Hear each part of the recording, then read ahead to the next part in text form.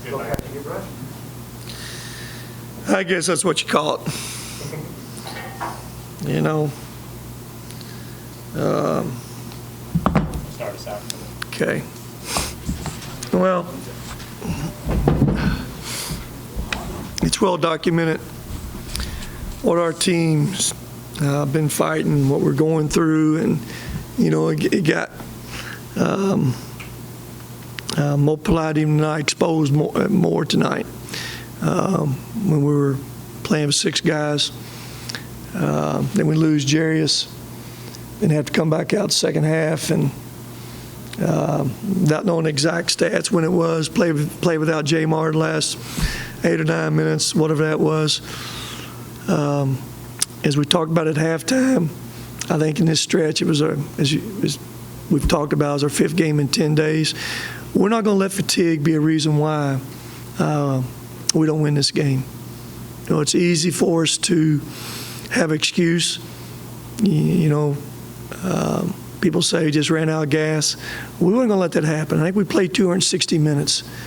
Y'all do your math on that. 260 minutes in the last, 10 days. We needed 20 more minutes. And you look at all the stats. There's one stat I'll point to. A team is going to have the biggest heart and play with the biggest, most toughness is going to be the team that wins this thing. And there's one stat you can look at, which I don't normally look at it with this team. It hasn't been one of our strengths, but that's rebounding. For us to find a way to out-rebound that team is big and strong. It's one of their strengths. That's where that heart and toughness came in at.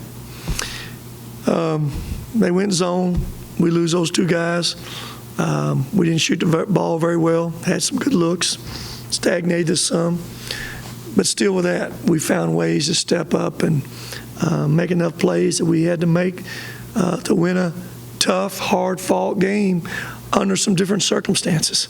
That game is kind of going, we had it down pretty good. Everybody was pretty relaxed, but it got tight then after a while, so couldn't ask more from them. These last seven games, Jarrett, you've been with us on all of them. You know what we've had to fight, and awful proud of them where they stepped up and fought through even more adversity tonight to find a way to get that W. Do you have any kind of update on Jarius? And also, I know he hasn't been playing much, but Bud's unavailable for the last 2 games. Do you have an update on him? Bud's got a hurt foot. Jarius, I don't know for sure. The docs thought it was a strain, patella tendon. But again, last time we had a guy get hurt, I didn't think I'd ever see him again. I mean, you didn't either, Jarrett. That was Luke. So I'm not going to say too much about it. We think it's a strain now. Luckily, we don't play again for 7 days, whatever it is now. So we'll just see where that is. I really don't know much more than that, except we don't think it's no ACL or anything like that, or torn PCL. So we'll see. Kind of going off that, Isaiah, 13 minutes. With a guy like him who's been around the program for a couple of years, a guy like him in another situation might go somewhere else, but it seems like he really embraces his role and is a good teammate. How much did it mean to put that chain around his neck after that?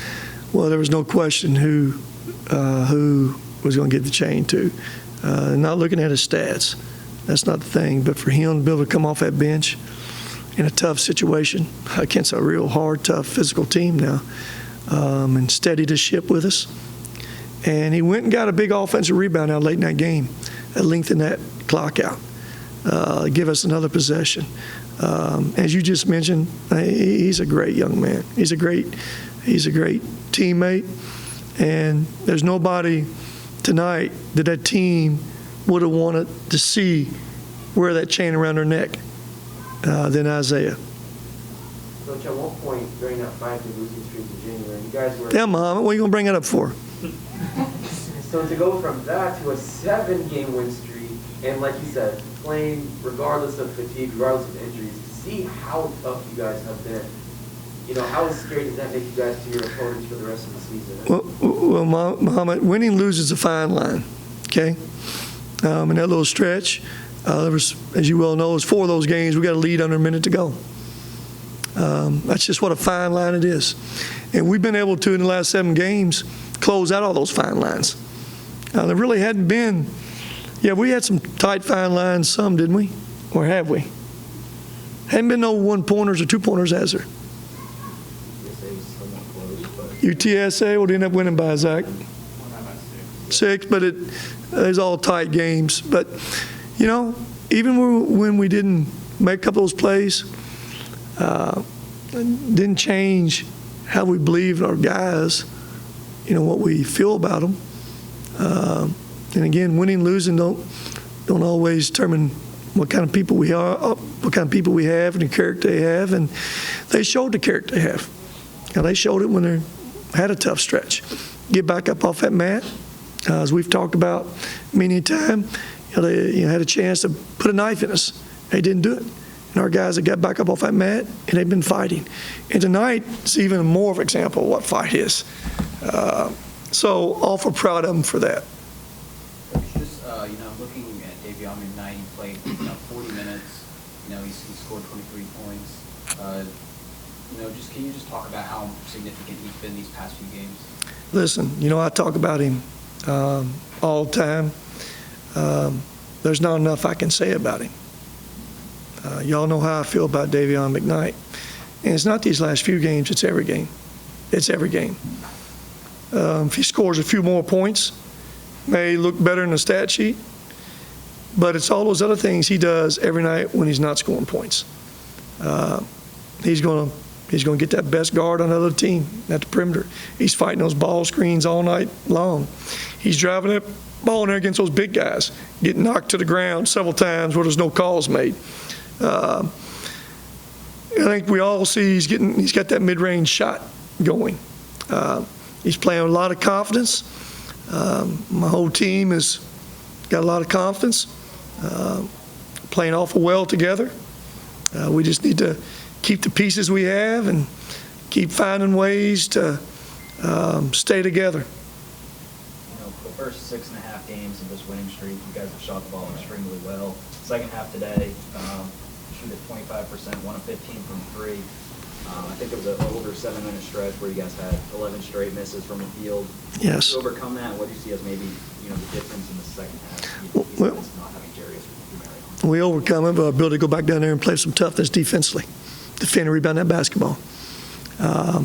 If I look at any stats, they weren't coming down and scoring every time. We were getting some stops. Naturally, without the right personnel on the court, the zone slowed us down. But even that zone, I would say there's 3 or 4 wide open looks we got in it that we just didn't make. But didn't have the right personnel to put in the right spots to do some things against the zone. It kind of stagnated us. And, you got to be able to get that ball in the high post and do a few things different. Without some right personnel out there, that made it a challenge for us. But again, it was at that other end that allowed us to keep fighting, keep grinding out. When we weren't scoring, we were still fighting. And there's one stat again, I would say, I don't know if it's a season high, but it's got to be right there close. 15 offensive rebounds. Is that a season high, Zach? Got to be close. Jared, is it? You should know that. You don't know that? You're supposed to. Yes, it is. That's a season high. So that's how we found ways to overcome not shooting the basketball. Not shooting the basketball hadn't been one of our issues. Again, I thought we had some good shots, but it wasn't. We weren't very fluid against what we were trying to do right there. And I'm sure, getting a little tired on the backside of 5 games may have a little bit to do with some guys not making shots, but they found a way at that other end. You guys will have a week off before hitting it on against MTSU. How much are you guys going to appreciate just having a week off where you can rest and get rejuvenated for that final home stretch of the regular season? Mom, I don't know how much I can really explain how happy we are to have a couple days to get away. It's been a while now. That's a 17-day pretty tough stretch we had. with those 7 games. Is that correct? Seven games in 17 days. That's a tough stretch. 4 of those on the road makes it even tougher. So they all need it, physically, mentally. I told them I don't want to see them. Monday, hey, stay away. We'll be off Sunday and Monday. We'll come back Tuesday and figure it out from there. But it's some rest, well needed and well deserved. I know you said you don't look at the standings much this time of year, but you guys second place in the East now. How important is a bye in the tournament? So you have to win 3 games in 3 days instead of 4 and 4, 5 and 5, and so on. Jared, I really don't. Yeah, naturally people will tell you where you're at and all that. It's 3 games left, and we just got to keep grinding these 3 games, and where it falls, it falls. I mean, we all know there's some tough things that we like to have been able to get back a game or 2 in that 5-game stretch. But those things are behind you. Learn from it. Our teams learn from it. All they control now is what's in front of them, 1 game at a time. We got a really good Middle Tennessee team who's went into Florida Atlantic and won today.